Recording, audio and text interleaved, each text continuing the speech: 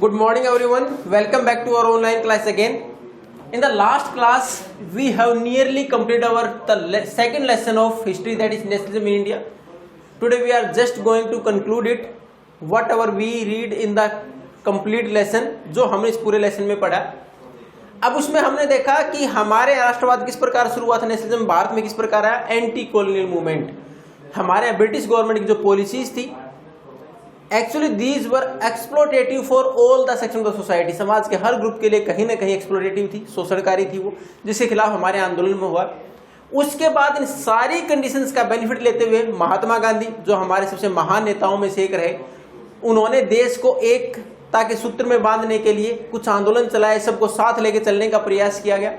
उसमें फिर हमने देखा बिकॉज वी हैव डाइवर्सिटी, हमारे यहाँ डाइवर्सिटी थी. अगर रिलीजन की बात करें, कास्ट की बात करें, तो उसमें हमारे अलग अलग सेक्शन ने अलग अलग प्रकार से इन आंदोलनों को देखा जो महात्मा गांधी के द्वारा चलाए गए. और there were so many conflicts also, कि कई जहां हमने एक साथ आंदोलन चलाने का प्रयास किया, कई बार हमारे यहाँ कन्फ्लिक्ट्स भी, विवाद भी हुए, और डिसयूनिटी वाज देयर, कई बार अनेकता का कारण भी बने.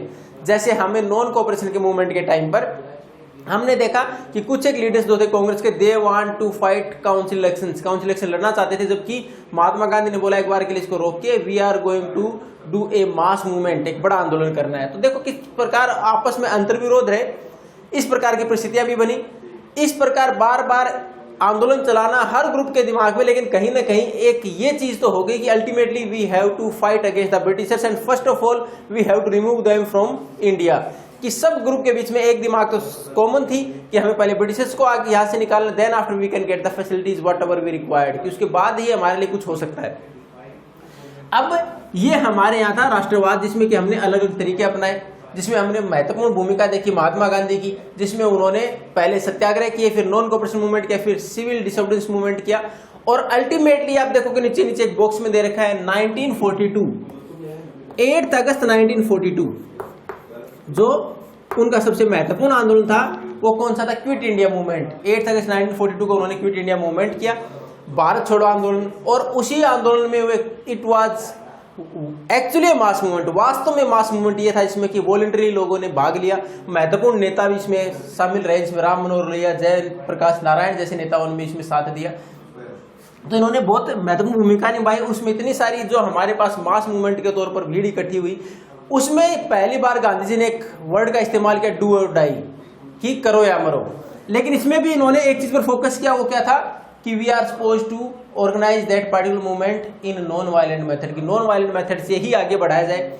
उसके बाद ये आंदोलन इतना बड़ा आंदोलन बना, इन सम स्टेट्स तक complete government machinery was stopped, कि पूरी गवर्नमेंट की व्यवस्था चरमरा गई कुछ एक स्टेट में. And British government spent more than a year to control it. British government को लगभग 1 साल से ज्यादा लग गया इस आंदोलन को नियंत्रण करने में. But they fear that then after कि we have to free India, कि अब हमें भारत को आजाद करना पड़ेगा. एक भय उनके अंदर बन गया कि we can't control India for a longer period of time, अब लंबे समय तक हम यहाँ नियंत्रण नहीं रख सकते. तो ये हमारे यहाँ इस नेशनलिज्म इन इंडिया में महत्वपूर्ण, कि किस प्रकार हमारे यहाँ एंटी कॉलोनियल मूवमेंट के तौर पर नेशनलिज्म की शुरुआत हुई, किस प्रकार उस एंटी कॉलोनियल जो हमारे पास फीलिंग्स थी उसको महात्मा गांधी के द्वारा आगे आंदोलन में बदला गया, सत्याग्रह, फिर डिफरेंट मूवमेंट्स, और ultimately we won the freedom, जहां हमें आजादी मिली. इस लेसन में अभी अब आप लोगों को कुछ भी अगर समझ में नहीं आ रहा हो, यू कैन आस्क क्वेश्चंस और you can raise your curies.